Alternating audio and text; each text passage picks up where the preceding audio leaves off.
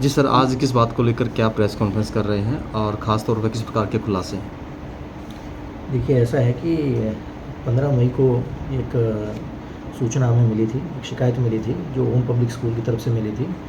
और वो ये था कि उनके जो बैंक अकाउंट हैं उसमें से 1.6 ऑलमोस्ट 1.6 सीआर इतना पैसा जो है उनको बिना पता चले उनके खातों में से निकल के और किसी ने फ्रॉड कर दिया उनके साथ और दूसरे खातों में चला गया। तो ये सूचना उन्होंने दी थी, जिसके बाद पुलिस ने तुरंत एफआईआर दर्ज करके उसमें जांच शुरू करी। और जांच के दौरान जो है कई बड़े खुलासे हुए, जिसमें उन्होंने 5 आरोपियों को गिरफ़्तार किया और गिरफ़्तार करने के बाद उनसे काफ़ी राशि भी जो है बरामद करी है।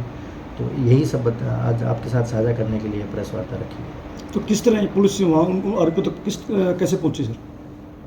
आरोपियों तक कैसे पहुंची ये जानकारी मैं आपके साथ साझा नहीं कर सकता, क्योंकि जो हमारी टेक्निक्स हैं अगर वही पब्लिक में आ जाएंगी तो कुछ टाइम बाद वही फेल हो जाएंगी। सर, किस प्रकार से इन्होंने किस प्रकार से की थी? पूरा घटनाक्रम क्या कुछ रहा? ये हम आपको बता सकते हैं। तो ऐसा था कि इसमें एक मास्टरमाइंड गैंग है जो कि जो खाते होते हैं उनकी डिटेल्स कलेक्ट करती है।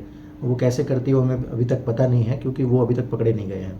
तो खातों की डिटेल कलेक्ट करके उससे जो जुड़ा हुआ फ़ोन नंबर है वो भी कलेक्ट करके और नीचे जो जिनको हमने पकड़ा है उस गैंग को सप्लाई कर देती है।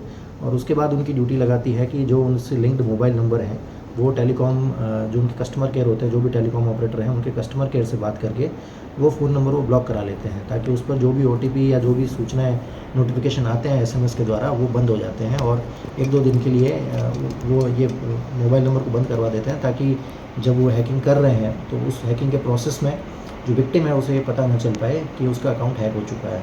और इसके बाद में वो जो मास्टरमाइंड है, जो शायद इंडिया बेस्ड भी हो सकते हैं या आउट ऑफ इंडिया बेस्ड भी हो सकते हैं, वो मास्टरमाइंड पूरे अकाउंट को विदिन 1 और 2 डेज़ वो पूरा खाली कर देते हैं। और खाली करके जिन अकाउंट में आगे भेजते हैं वो भी इंडियन अकाउंट होते हैं, और उनको प्रोवाइड करने का काम जो है वो नीचे वाली गैंग का होता है जिनको हमने पकड़ा है। उसके बाद जब वो अकाउंट में पैसे ट्रांसफ़र हो जाते हैं तो उसको तुरंत फिर, और जो इनको हम पहले जो फर्स्ट लेवल पे होता है उसको प्राइमरी अकाउंट बोलते हैं, उसके बाद वो उसको सेकेंडरी अकाउंट में ट्रांसफ़र कर देते हैं। वो सेकेंडरी अकाउंट भी कई सारे लोगों के होते हैं, और वो जनरली कुछ ऐसे लोगों भी होते हैं जिनको पता नहीं होता है, वो गरीब लोगों के भी होते हैं।